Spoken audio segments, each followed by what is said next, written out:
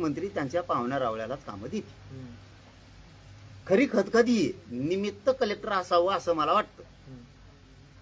Collector मध्ये घेतला आमदारांनी आणि पालकमंत्र्यांनी कलेक्टरच मध्ये चिंगरीला असं मला वाटतं. नुसता ओरगडू घेतला असं माझं वैयक्तिक मत आहे. कलेक्टरचाही दोष असू शकतो मला माहिती, पण निमित्त कलेक्टर केलं.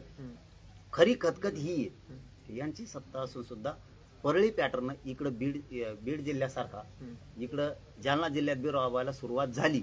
अशी खतखत आमदारात आता ते मान्य नाही करणार मीडियामध्ये, पण मी बोलतो याला 100% मान्य करणार. किमान आपलं दुःख त्यांनी खोयना मांडलं मी असं 100% म्हणणार, कारण हे खरं आहे. सत्ता त्यांच्या समोर फडणवीस साहेब सुद्धा म्हणू शकतात ना की तुम्हाला निधी दिला, अमकं केलं तमकं केलं, तुम्ही 2029ला पडले कसं काय? तर मग यांच्याचमुळं पडले ना, असं होईल ना. पालकमंत्र्यांनी दिले नाही आपल्याला निधी, पालकमंत्र्यांनी दिला पण त्यांच्या पाहुण्या रावल्याला.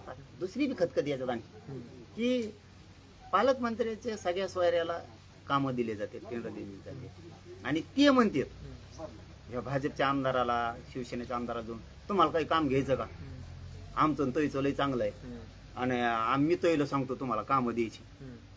असं सुद्धा काही लोकांचं म्हणणं आहे की ते म्हणतात माझ्याला पक्ष आम्ही वाढीला सत्तेत आणायसाठी मरमर आम्ही केली आणि आता याच्या हाताने घ्यायचं काय, आणि आपली काय इज्जत राहिली मग त्या पक्षात त्या सत्तेत, हे सुद्धा म्हणणं आहे. मी आज हे पहिल्यांदा मांडलंय.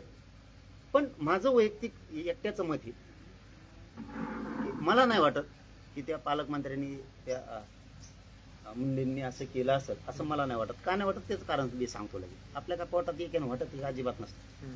ती अहंकारी आहे हे